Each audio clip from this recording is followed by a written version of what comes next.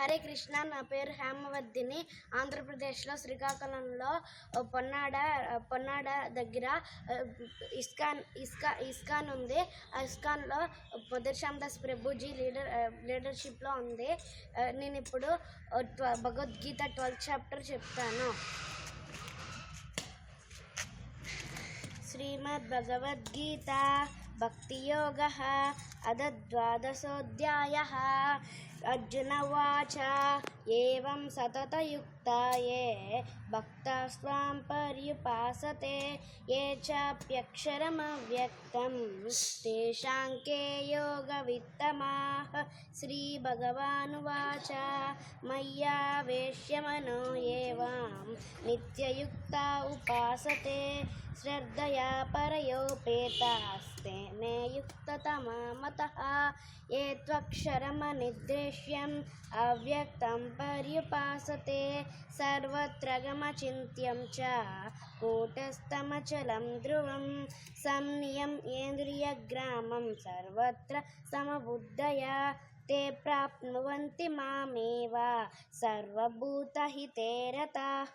क्लेशोऽधिकतरस्तेषाम् अव्यक्तासक्तचेतसाम् अव्यक्ता हि गतिर्दुःखं देहवद्भिरवाप्यते. ये तु सर्वाणि कर्माणि मयि सन्न्यस्य मत्पराः अनन्येनैव योगेन मां ध्यायन्त उपासते तेषामहं समर्थर्ता मृत्युसंसारसागरात् भवामि न चिरात् पार्थ मय्यावेशितचेतसां. मय्येव मन आदत्स्व मयि बुद्धिं निवेशय निवशिष्यसि मय्येव अत ऊर्ध्वं न संशय.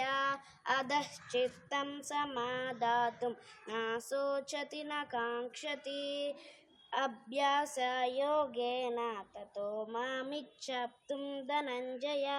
अभ्यासेऽप्यसमर्थोऽसि मत्कर्म परमो भव मदर्थमपि कर्माणि कुर्वान् सिद्धिमवाप्स्यसि. अदैतदप्यसक्तोऽसि कर्तुं मद्योगमाश्रितः सर्वकर्मफलत्यागं ततः कुरु यथात्मवान्. श्रेयो हि ज्ञानमभ्यासात् ज्ञानात् ध्यानं विशिष्यते ज्ञानात् कर्मफलत्यागं त्यागश्चान्ति नरन्तरम्.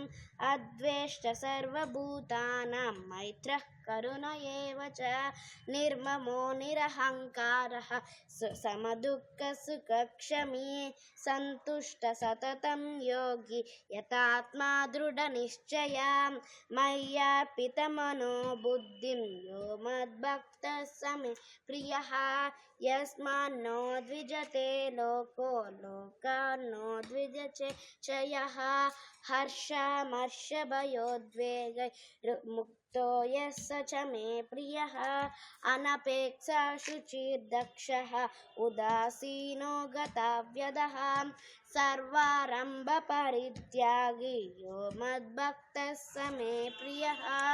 येन हृष्यसि न द्वेष्टि न शोचति न काङ्क्षति शुभपरित्यागी भक्तिमान् मे प्रियो नरः. समशत्रौ च मित्रे च तदा मानावमानयोः शीतोष्णसुखदुःखेषु समसङ्गविवर्जितः. तुल्यनिन्दास्तुतिर्मौनी येन सन्तुष्टो येन केनचित् अनिकेतस्थिरमतिः भक्तिमान् मे प्रियो नरः.